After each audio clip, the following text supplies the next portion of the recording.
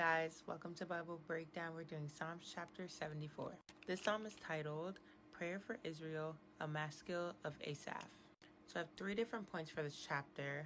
Just to get right into it, for verses 1 to 11, I wrote that this is a prayer for Israel in a time of distress. So Asaph is feeling a sense of abandonment from God because he feels like there isn't much restoration happening in the midst of all this chaos. In verses 10 and 11, it says, God, how long will the enemy mock? Will the foe insult your name forever? Why do you hold back your hand? Stretch out your right hand and destroy them. So Asaph is really counting on the Lord for deliverance, but then in the next few verses, it kind of shows God's reputation and how good he is.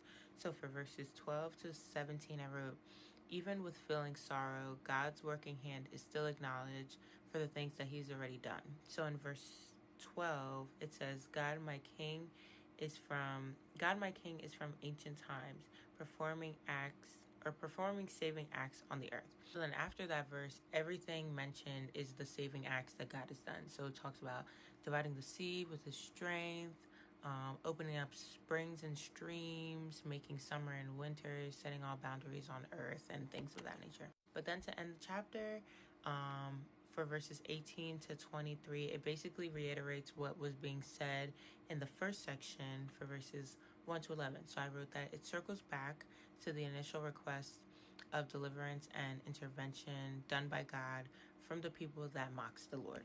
I feel like Asaph brings up his request twice because he knows that he needs God's strength to get through all this chaos. And that is the end of chapter 74. That is all I have for y'all. And I'll see you guys tomorrow for chapter 75. I love y'all. God loves y'all more. Have a great night.